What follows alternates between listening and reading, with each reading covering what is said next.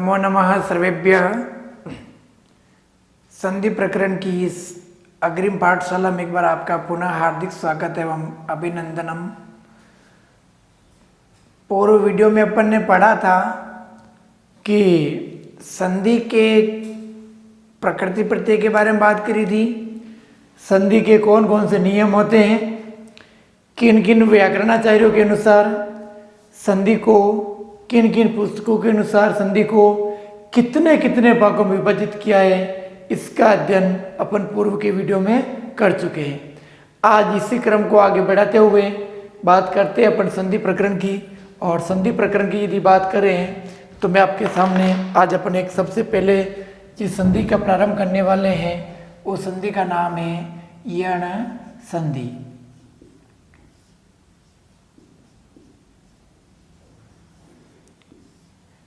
संधि का नाम क्या हो जाएगा? यण संधि। अब यण संधि का सूत्र के बारे में बात करें तो सूत्र होता है एको यण ची। क्या सूत्र होता है? एको यण ची। अब यहाँ पे दो प्रत्याहार की बात की जा रही। एक प्रत्याहार आता है अपना एक, और दूसरा प्रत्याहार आता है यहाँ पे यण।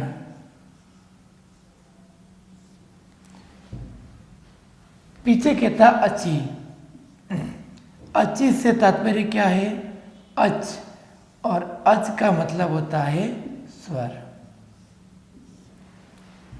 ये कहता है कि पूर्व में स्थित इक वर्णों के स्थान पे कौन सा वर्ण आदेश हो जाता है? तो यण वर्ण आदेश हो जाता है यदि उसके बाद में कोई न कोई स्वर स्थित हो तो।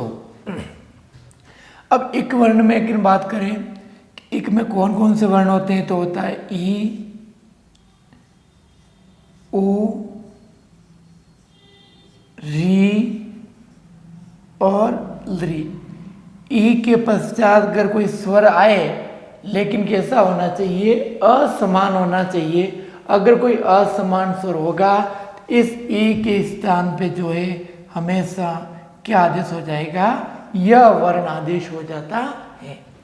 उसके बाद में यदि ऊ हो और ऊ के पश्चात आना तो स्वर चाहिए, लेकिन कैसा आना चाहिए? असमान स्वर आना चाहिए। इस ऊ के स्थान पे कौन सा वर्ण आदेश हो जाता है?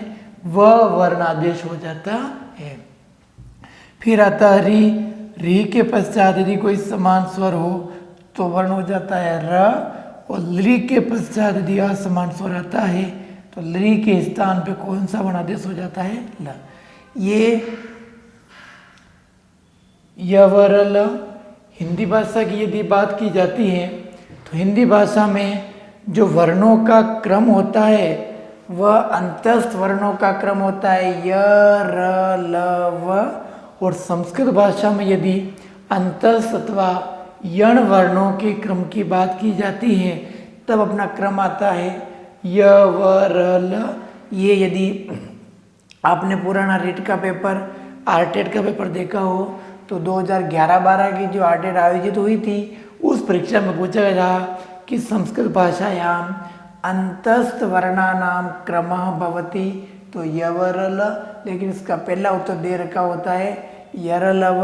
यरलव जो होता है वो हमेशा हिंदी भाषा का क्रम होता है, उसका चयन नहीं करना है।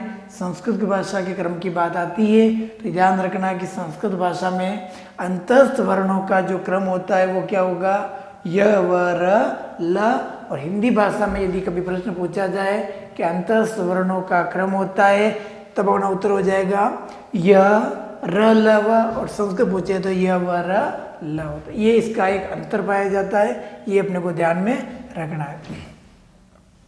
ठीक है, बात करते आगे अपने एक उदाहरण के माध्यम से कि कैसे काम करता है। ठीक है, इसके पहले मैं आपको बता दूं कि ये यण संधि जो है वो कौन से क्रम का अध्ययन किया जा रहा है? अपने अज संधि का। यण संधि किसके अंदर आएगी? अज संधि। और अज संधि जो होती है, अज का मतलब क्या होता है? स्वर होता है। अज का मतलब क्या होगा? स्वर, और स्वर संधि को संस्कृत में मुख्यतया 8 भागों में विभाजित किया रखा है। हिंदी भाषा में यदि बात की जाती है, हिंदी भाषा में स्वर संधि कितने प्रकार की होती है? 5 प्रकार की। और संस्कृत भाषा में यदि स्वर संधि की बात की जाती है तब अपना उत्तर क्या हो जाएगा? 8 हो जाएगा। उत्तर क्या हो जाएगा? 8। याद रखना, हिंदी भाषा में स्वर संधि कितने प्रकार की? 5 प्रकार की। और संस्कृत भाषा में स्वर संधि जो होती है वो कितने प्रकार की होती है? 8 प्रकार की होती है।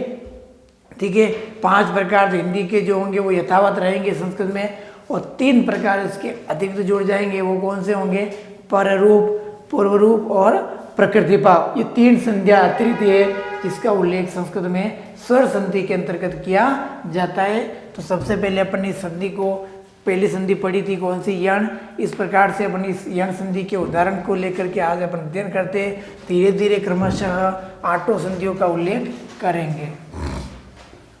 ठीक है, सबसे पहले अपन नियम लिखा था। यहाँ कभी कभी सीधा सूत्र पूछ लिया जाता है कि यण संधि विधायक सूत्र कौन सा है, तब अपना उत्तर क्या हो जाएगा? इको यणचे हो जाएगा।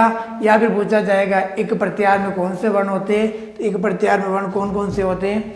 ई, उ, री, री। और यण प्रत्याहार में कौन कौन से वर्ण होते हैं, तब अपना उत्तर क्या हो जाएगा?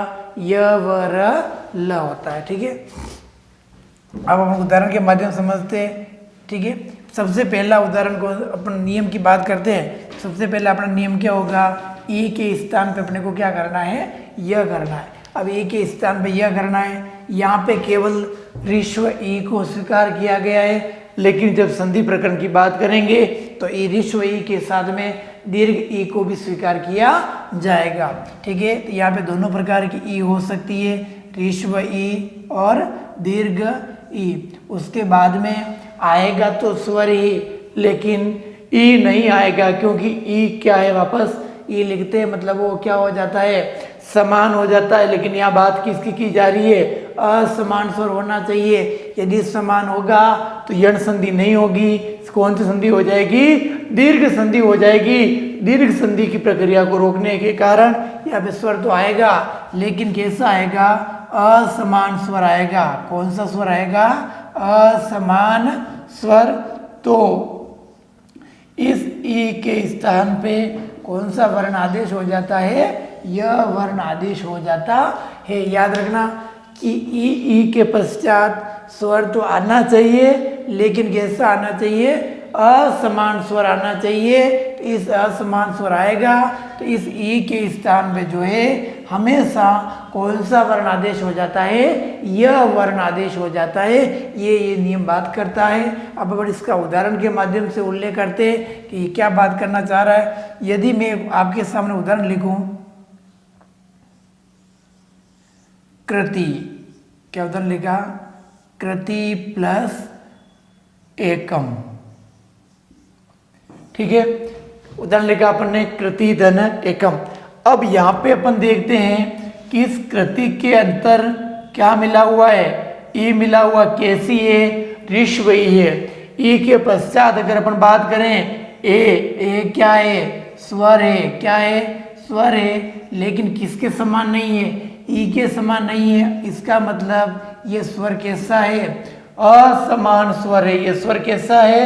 असमान है। असमान से तात्पर्य पहले जैसा स्वर दे रखा हो उसके समान नहीं होना चाहिए। होना तो कोई न कोई स्वर ही चाहिए, क्योंकि कौन सी संधि का वर्णन कर रहे हैं? स्वर संधि का वर्णन कर रहे होगा तो स्वर संधि ही स्वर ही होंगे, लेकिन पूर्व में जो वर्ण स्वर दे रखे उनके समान नहीं आना चाहिए, तब जाकर के वहाँ पे कोई संधि प्रक्रिया अपनाई जाएगी।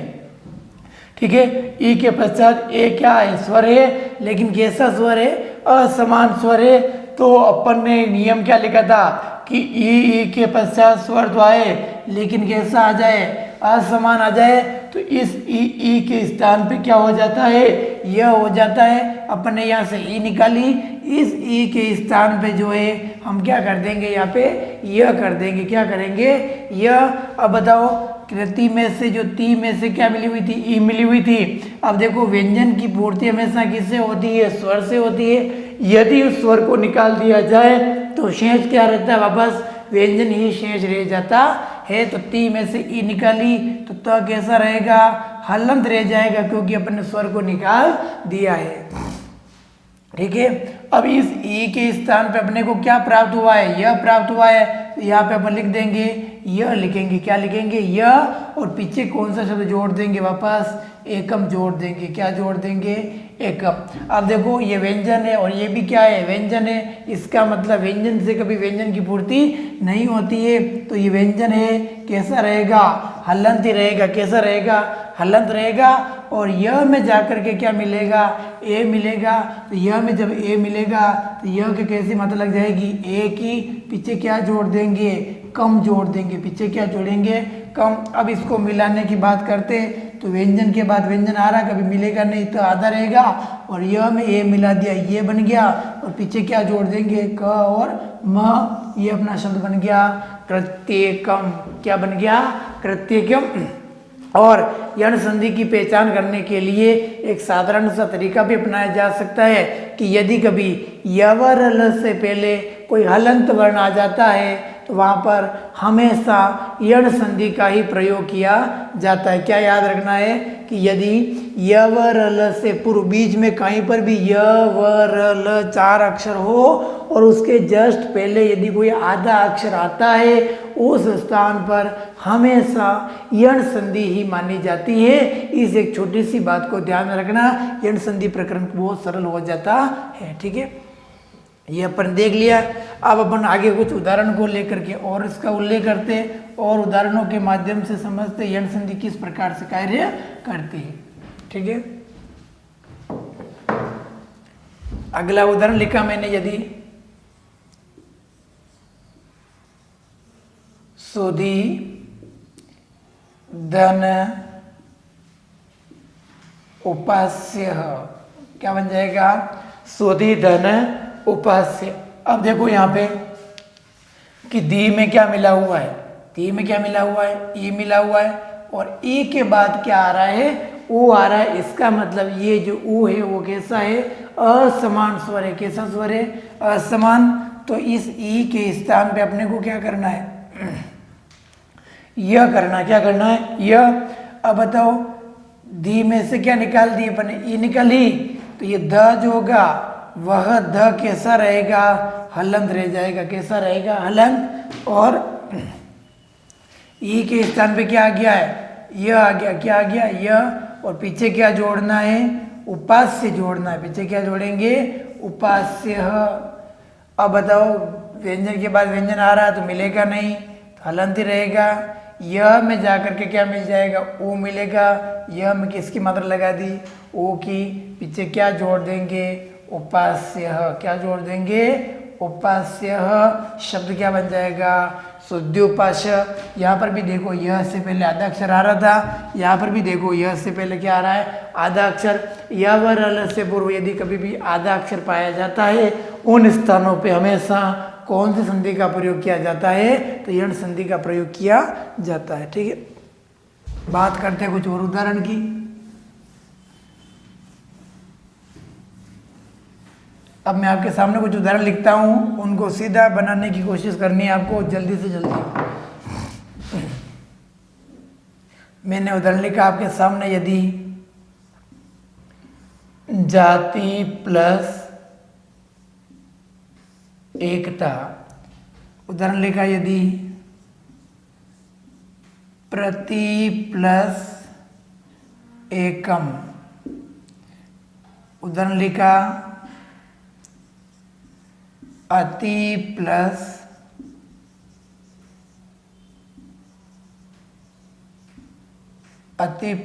अधिकम। फिर लिखा, अस्ति धन अनुभवः। अस्ति धन अनुभवः। फिर लिखा,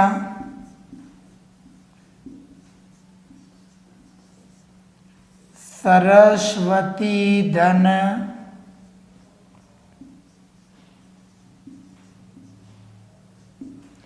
औत्सुक्यम। सरस्वती धन औत्सुक्यम। फिर लिखा, यदि अपन ने मति प्लस एकम। क्या लिखा, मति धन एकम, फिर लिखा अपने अस्थि धन आत्मा, क्या हो जाएगा अस्थि धन आत्मा। ठीक है, एक एक उदाहरण को हम देख लेते हैं। यहाँ पर भी देखो ती में क्या मिली हुई है ई, और ई के बाद क्या आ रहा है ए आ रहा है। इसका मतलब स्वर तो है लेकिन कैसा स्वर है वो असमान स्वर है। अपन क्या करेंगे अंतिम अक्षर को आधा कर देंगे। जहाँ ती में से ई निकाली तो त कैसा रह गया हलंत, और ई के स्थान पे हमेशा क्या हो जाता है यह हो जाता है, यह लिखेंगे। और यह में किसकी मात्रा लगा देंगे ए की, पीछे क्या जोड़ देंगे कथा, शब्द क्या बन जाएगा जातीय एकता, शब्द क्या बनेगा जातीय एकता। फिर लिखा प्रति, प्रति में से भी ई निकाल दिया त हलंत, ई के स्थान पे क्या बना यह बना, यह में क्या जोड़ेंगे ए, फिर पीछे क्या जोड़ देंगे क म, शब्द क्या बन गया प्रत्येकम। फिर क्या लिखा अति, अति में भी ई है हटा दो तो आधा हो गया, ई के स्थान पे क्या करना यह में क्या मिलेगा अ, यह कैसा हो गया पूरा, पीछे क्या है दिकम जोड़ दो, शब्द क्या बन जाएगा अत्यधिकम। उसके बाद में आ रहा अस्थि, अस्थि में से भी ई निकाल दो तो आधा रह गया। फिर पीछे क्या है त के स्थान ई के स्थान पे क्या बनता है यह बनता है, यह में जाके क्या मिलेगा अ, यह पूरा हो जाएगा। फिर पीछे क्या जोड़ देंगे नु भवः, शब्द क्या बन जाएगा अस्त्युनु भवः। फिर आ रहा सरस्वती, तो लिख देंगे सरस्वत हलंत, ई के स्थान पे क्या लिखना है यह लिखना है, यह में क्या मिलाना है ओ औ मिलाना है, लगा देंगे औ की मात्रा। फिर पीछे क्या लगा देंगे त सुख य महलंत, शब्द बन गया सरस्वत्योत्सुक्यम। उसके बाद बात करते हैं मति प्लस एकम की, मति में से ती में से ई निकाल दी तो कैसा रहा हलंत रहा, और ई के स्थान पे क्या बन जाएगा यह में क्या जोड़ेंगे ए की मदद लगा दी, पीछे क्या जोड़ देंगे क और म, शब्द क्या बन जाएगा मत्यकम, क्या बन जाएगा मत्यकम। सेम इसी प्रकार लिख रखा है अस्थि अस, ती में से ई निकाल दी तो कैसा रहा हलंत, ई के स्थान पे क्या बनेगा यह बनेगा, यह में क्या मिलाना है आ मिलाना है, यह लगा देंगे, पीछे क्या जोड़ देंगे तुम्हारा, शब्द क्या बन जाएगा अस्त्यात्मा। ठीक है, देख लीजिए एक बार शब्दों का निर्माण कैसे हुआ है।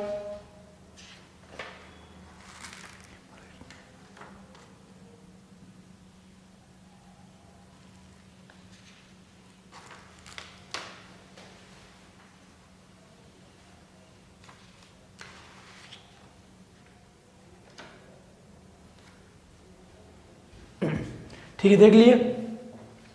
कुछ उदाहरण आपके सामने और रख लेते हैं, उसका भी उल्लेख कर लेते हैं।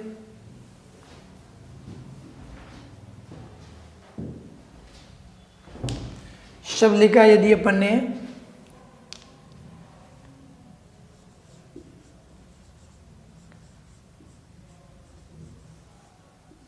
अद्यापि धन आरूढ़, यहाँ पे पहले से यण संधि हो रखी, एक यण संधि इसमें और हो जाएगी। उसके बाद में अपन बात करते हैं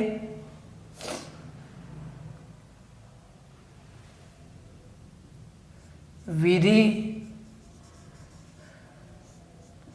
प्लस आत्मा, क्या है विधि धन आत्मा। उसके बाद में है अति धन ऊर्ध्वम, अति धन ऊर्ध्वम। फिर अति प्लस आनंद। इसकी बात करते हैं अपन अद्यापि, यहाँ पर आधा शब्द लिखना है तो क्या लिखेंगे अध या प, कैसा हो जाएगा हलंत हो जाएगा। फिर प के स्थान पे ई के स्थान पे क्या आ जाए यह में क्या मिला हुआ आ, क्या कर देंगे या, फिर पीछे क्या जोड़ देंगे रूढ़, शब्द क्या बन जाएगा अद्याप्यारूढ़। फिर विधि, विधि में लिखेंगे क्या लिखेंगे ध कैसा हो जाएगा हलंत हो जाएगा। फिर क्या आ जाएगा यह में क्या मिलेंगे आ या, फिर पीछे क्या जोड़ देंगे तुम्हारा, शब्द क्या बन जाएगा विद्यात्मा। उसके बाद बात करते हैं अति की। त हलंत हो गया, त के स्थान पे क्या आ गया य में क्या मिला ऊ, तो ये लिख दे यू। फिर पीछे क्या है द्वम, शब्द क्या बन गया अत्योर्ध्वम। उसके बाद अति, त में से ई चला गया, यह लिखा, फिर पीछे क्या लिख देंगे आ, फिर पीछे क्या लिखेंगे नंदह, शब्द क्या बन जाएगा अत्यानंदः। ठीक है, इस प्रकार अपने ये नियम देखे। कौन कौन से नियम? ई के पश्चात असमान स्वर आता है, ई के स्थान पे क्या हो जाता है यह हो जाता है। अब अपन अगले नियम की बात करते हैं कि यदि ई के पश्चात ई नहीं आकर के क्या आता ओ आता हो, ओ के स्थान पे क्या हो जाता है वह हो जाता है। दूसरे नियम की बात करते हैं अपन।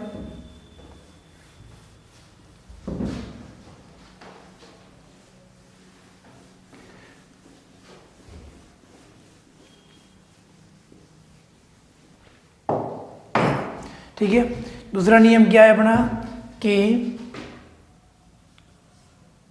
ऊ प्लस असमान स्वर, तो ऊ के स्थान पर क्या हो जाता है वह आदेश हो जाता है। ऊ के स्थान पे क्या हो जाएगा वह कब हो जाएगा जब ऊ के पश्चात क्या आता हो स्वर तो आता हो, लेकिन स्वर कैसा होना चाहिए असमान स्वर होना चाहिए। शब्द लिखा यदि मैंने आपके साथ में गुरु, क्या शब्द है गुरु, प्लस पीछे शब्द लिखा आदेश, क्या लिखा आदेश, गुरु धन आदेश। अब देखो गुरु में यहाँ पे क्या मिला हुआ है रू में क्या मिला हुआ है ओ मिला हुआ है, और ओ के पश्चात क्या आ रहा आ रहा है, लेकिन आ कैसा है ओ के समान नहीं है, मतलब कैसा है असमान है, और क्या है ये स्वर है। तो अपने को इस ऊ के स्थान पे क्या कर देना है वह कर देना है, ऊ के स्थान पे क्या कर देना है वह कर देना है। अब देखो रू में से ऊ निकाल दिया अपन ने, जो र बचेगा वह र कैसा होगा हलंत हो जाएगा। कैसा होगा हलंत, क्योंकि स्वर अपन ने निकाल दिया है। फिर ऊ के स्थान पे क्या हो रहा है वह हो रहा है, क्या हो रहा है वह लिख दिया वह, और पीछे अपन इसके साथ में क्या लिख देंगे आदेश लिख देंगे, पीछे क्या लिख देंगे आदेश लिखेंगे, शब्द क्या बन जाएगा आदेश। अब देखो र के बाद ये र भी व्यंजन है ये भी व्यंजन है, इसका मतलब ये दोनों मिलेंगे नहीं। फिर व में जाकर के क्या मिलेगा आ मिलेगा, व में जैसे आ मिला तो क्या बन गया वाह, पीछे क्या जोड़ेंगे दे शह, शब्द क्या बन गया वादेश। अब र के बाद व्यंजन आ रहा है, इसका मतलब र क्या बनेगा आगे वाले वर्ण के ऊपर जाकर के क्या बन जाएगा रेप बन जाएगा। तो वाह है, वाह के ऊपर क्या लगा देंगे र, फिर पीछे क्या लिख देंगे देश। जो अपना शब्द का निर्माण हुआ वह शब्द अपना क्या बन जाएगा गुरुवादेश बन जाएगा, वह शब्द क्या बन जाएगा गुरुवादेश। ये र यदि बाद में कोई स्वर होता यदि ठीक है और तो वह यही रहता, लेकिन यहाँ पे व्यंजन होने के कारण र क्या जाता आगे वाले वर्ण के ऊपर जाकर के रेप बन जाता है, तो शब्द का निर्माण हो गया और वो शब्द अपना क्या बन जाता है गुरुवादेश बन जाता है। देख लीजिए शब्द का निर्माण किस प्रकार से हुआ कि ऊ के पश्चात यदि असमान स्वर आता है ऊ के स्थान पे क्या हो जाता है वह वर्ण आदेश हो जाता है, ये अपने को देखना है। ठीक है, देख लिया। अब अपन आगे कुछ उदाहरण के बारे में और बात करते हैं। मैं आपके साथ उदाहरण लिखता हूं सुधन अरह। ठीक है, दूसरा उदाहरण है दिया आपके सामने अनु प्लस अयह, अनु प्लस अयह, फिर अनुधन ईक्षण, अनुधन ईक्षण, आगे मधुधन अरिहि, क्या है मधुधन अरिहि, फिर भू प्लस आदयः, भूधन आदयः, फिर है अनुधन अर्थः, अनुधन अर्थः, फिर लिखा अपन ने सु प्लस आगतम, क्या लिखा, सुधन आगतम, फिर वधूधन अलंकारः, वधूधन अलंकारः, वधूधन अलंकारः, फिर साधुधन इति, साधुधन इति, उसके बाद है मनुधन अंतरः, मनुधन अंतरः, फिर शिशुधन अंकः, शिशुधन अंकः, और एक है सुधन अस्ति, क्या है, सुधन अस्ति।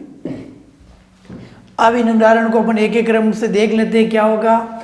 देखो यहाँ पर भी सु है, सब में क्या मिला हुआ है, ओ मिला हुआ है। ओ के पश्चात क्या आना चाहिए, स्वर तो आना चाहिए, लेकिन कैसा आना चाहिए, असमान आना चाहिए। ओ के स्थान पे क्या हो जाएगा, वह हो जाएगा। ठीक है, अब देखो सु लिखा है, सु में क्या मिला था, ओ के स्थान पे क्या करना है, अपने को वह करना है। सु में से क्या निकाल दिया, ओ निकाल दिया, स के सर हलंत, ओ के स्थान पे क्या कर देना, वह करना है, और वह में जाकर के क्या मिलेगा, अ, तो वह कैसा हो जाएगा, पूरा, पीछे र जोड़ देंगे, शब्द क्या बन जाएगा, स्वर।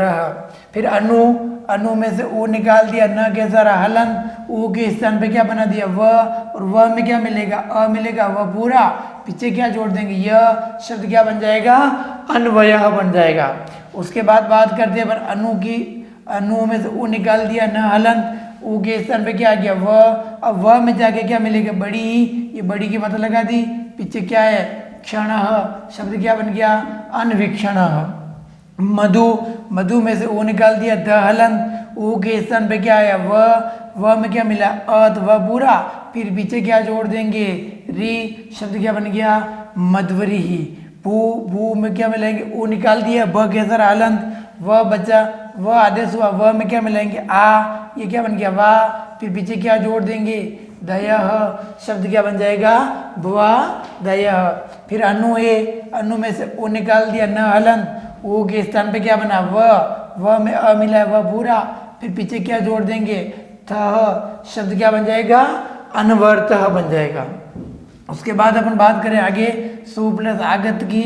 ओ में से ओ निकाल दिया, वह, फिर वो के स्थान पे क्या हुआ, वह में क्या मिलाएंगे, आ, वाह बन जाएगा, पीछे क्या जोड़ देंगे, गतम, शब्द क्या बन जाएगा, स्वागतम।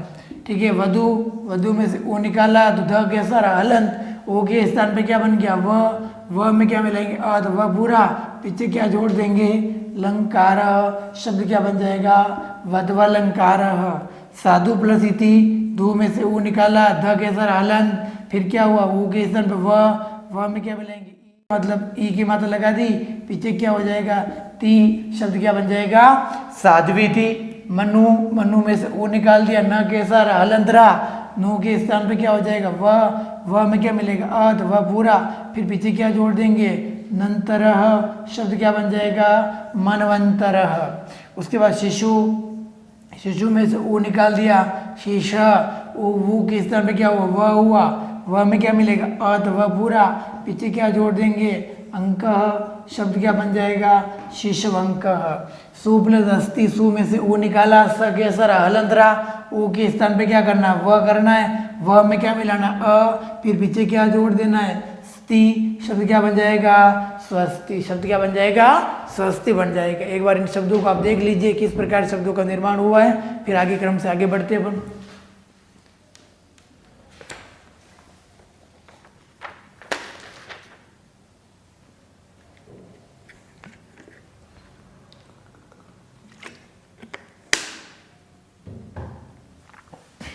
ठीक है, देख लिया।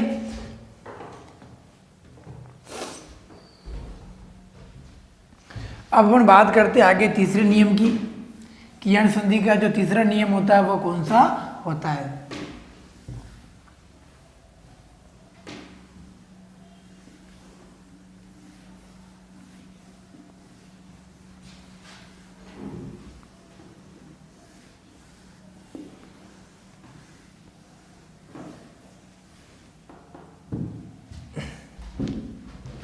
तीसरा नियम कहता है कि री और री प्लस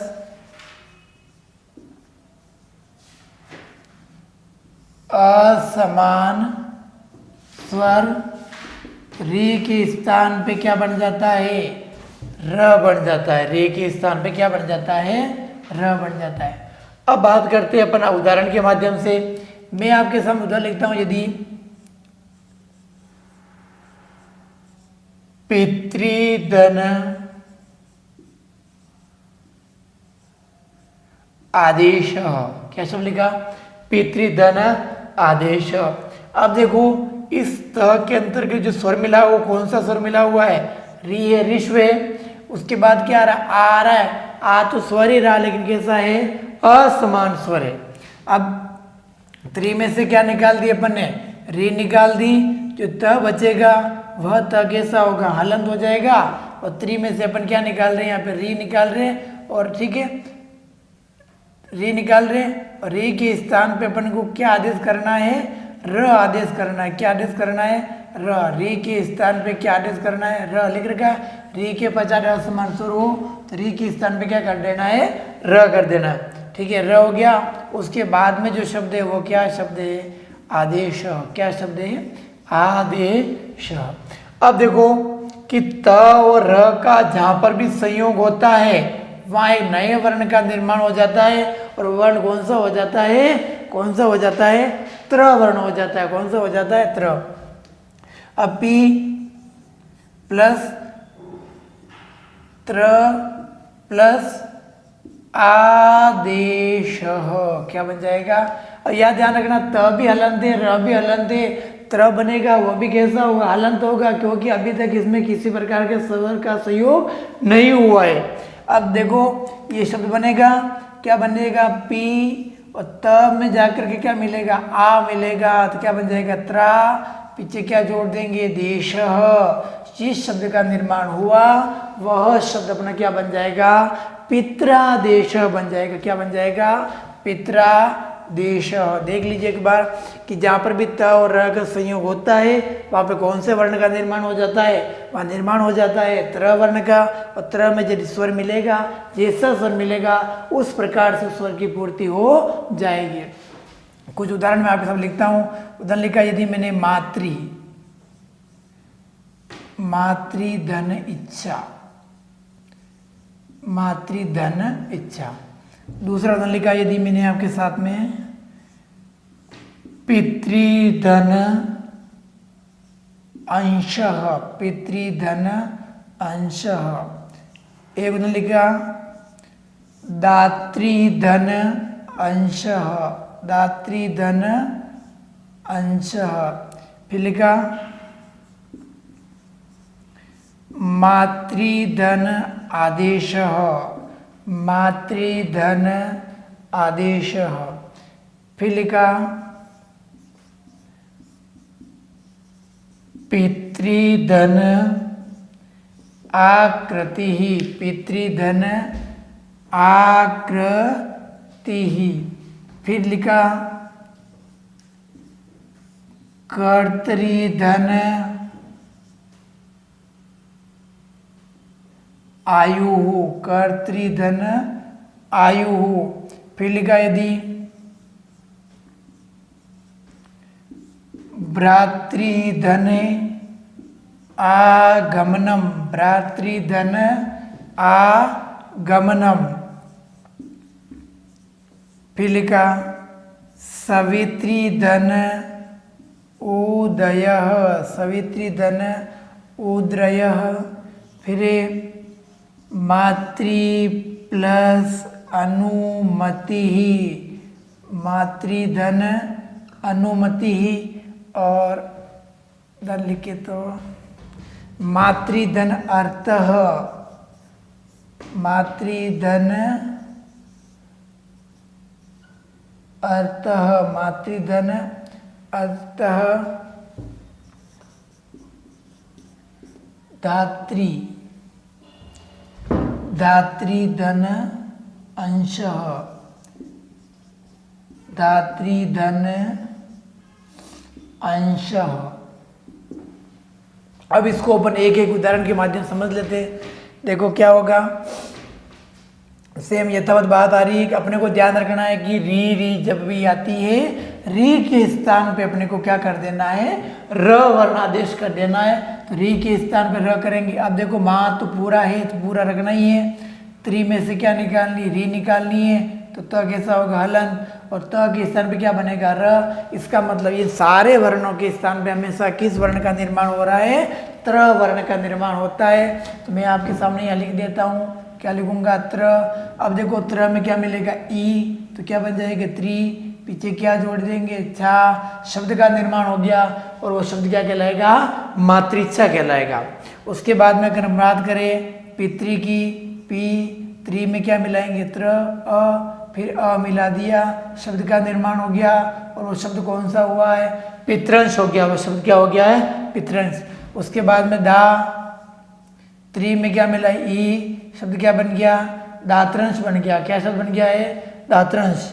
अब आगे त्रि में क्या मिला हुआ, त्र, त्र में क्या मिलाएगा, आ, क्या बन जाएगा, त्रा, पीछे क्या जोड़ देंगे, देशः, शब्द क्या बन जाएगा, मात्रा देशः।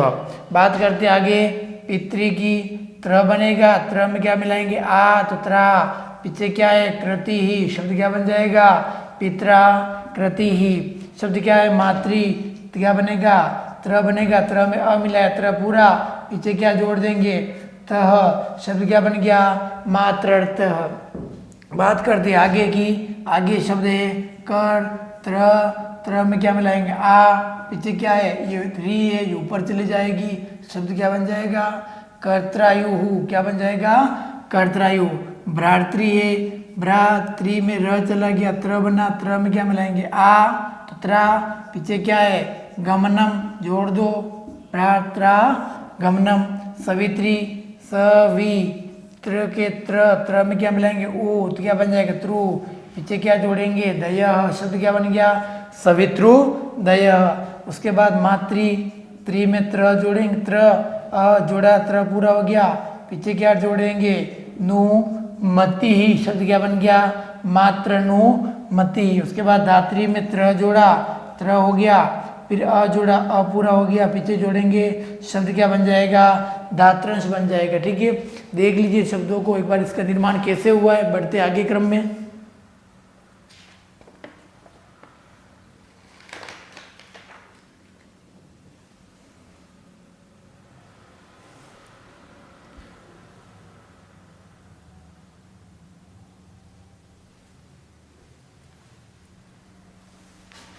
ठीक है, देख लिया। अब अपन बात करते हैं आगे दूसरे नियम की। 3 नियम अपन पढ़ चुके, एक ई वाला नियम पढ़ा है, दूसरा ओ वाला नियम पढ़ा है, और तीसरा नियम पढ़ा है अपन ने री वाला। तीसरा नियम कौन सा पढ़ा है, री वाला। और चौथा एवं अंतिम नियम अपने पास में शेष रहा है, और चौथा और अंतिम नियम कौन सा रहा है, तो वो रहा है लृ वर्ण का रहा है। कौन सा रहा है, लृ वर्ण। और अपन जानते हैं लृ वर्ण का कभी भी दीर्घ रूप नहीं होगा, तो एक ही वर्ण रहेगा लृ। और जैसे लृ आएगा, पूरे लृ के स्थान पे कौन सा वर्ण आदेश हो जाएगा, ल वर्ण आदेश हो जाता है। देख लेते हैं ल वर्ण के स्थान पे क्या कैसे कैसे काम होता है। मैं आपके सामने उदाहरण लिखता हूँ कि लृ प्लस लृ धन आकृति ही, क्या लिखा, लृ धन आकृति ही। अब लृ एक पूरा स्वर है, उस स्वर के स्थान पे क्या कर देना है, ल कर देना है। इस पूरे लृ के स्थान पे क्या हो जाएगा, ल हो जाएगा। और ल के बाद में यहाँ पे अपने को क्या जोड़ना है, यहाँ जोड़ना है आकृति ही। क्या जोड़ना है, आकृति। ल में जाकर के क्या मिलेगा, आ मिलेगा, शब्द क्या बन जाएगा, ला, पीछे क्या जोड़ेंगे, कृति ही, शब्द का निर्माण हो गया, और वो शब्द क्या बन जाएगा, लाकृति बन जाएगा। क्या बन जाएगा, लाकृति बन जाएगा। उसके बाद में कुछ उदाहरण और है अपने पास में, देख लेते हैं। शब्द लिखा मैंने यदि लृ धन आदेश, क्या हो जाएगा, लृ धन आदेश। एक उदाहरण और लिखा, यदि अपन ने गमल लृ धन आदेश, गमल लृ धन आदेश, फिर लृ धन आकारः, लृ धन आकारः, और एक और है लृ धन अनुबंधः, लृ धन अनुबंधः। अब अपन बात कर देते हैं कि लृ के स्थान पे अपने को क्या करना है, ल करना है। तो लृ के स्थान पे क्या है, तो ल हो गया। ल में जाकर क्या मिलेगा, आ, तो क्या बन जाएगा ला, पीछे क्या जोड़ देंगे, देशः, शब्द का निर्माण हो गया और वो शब्द क्या बन गया अपना, लादेश बन गया। फिर उसके बाद में गमलरी है, ग म लृ के स्थान पे क्या कर देना, ल करना है। ल में जाकर क्या मिलेगा, आ मिलेगा, फिर पीछे क्या जोड़ देंगे, देशः, शब्द क्या बन जाएगा, गमला देश बनेगा। फिर लृ है, लृ के स्थान पे क्या हो जाएगा, ल, ल में क्या मिलेगा, आ, शब्द क्या बन जाएगा, ला, पीछे क्या जोड़ेंगे, कारः, शब्द क्या बन गया, लाकारः। फिर लृ, लृ के स्थान पे क्या होगा, अ, ल होगा, ल में क्या मिलेंगे, अ, ल पूरा हो गया, पीछे क्या जोड़ देंगे, नु बंधः, क्या जोड़ देंगे, नु बंधः। इस प्रकार से शब्द का निर्माण हो गया। इस प्रकार से अपन ने यण संधि के चारों नियम देखे कि इक के स्थान पे जो यण आदेश होता है वो संधि कौन सी कहलाती है, यण संधि कहलाती है। और इस संधि कार्य के विपरीत कार्य होता है उसके बारे में अध्ययन करेंगे जब कत और कतवतु पढ़ते पढ़ेंगे भूतकालिक अर्थ को। तब वहाँ पे क्या होता है, उल्टा आदेश हो जाता है कि यह अपन ने पढ़ रहे थे, य व र ल बाद में होता है और इधर पहले होता है स्वर ई उ री लृ। बाकी क्या होगा, य व र ल पहले आएगा, उनको फिर क्या करना है, वापस स्वर का आदेश करना है। तो जो उल्टा जो काम आदेश किया जाता है वह काम कहलाता है संप्रसारण। क्या कहलाता है, संप्रसारण। और यह संप्रसारण यण संधि का विपरीत कार्य कहलाता है। और ये विपरीत कार्य की प्रक्रिया जो होती है हमेशा भूतकालिक अर्थ को बताने के लिए कत कतवतु प्रत्यय में अपनाई जाती है। जब अपन कत और कतवतु प्रत्यय का अध्ययन करेंगे तब मैं आपके सामने बताऊंगा कि यहाँ पे यण संधि का विपरीत कार्य वापस कैसे आदेश होता है। तब तक के लिए आगे के क्रम में नेक्स्ट संधि अयादित संधि अगले वीडियो में पढ़ेंगे। तब तक के लिए धन्यवाद। जय तु संस्कृतम, जय तु भारतम।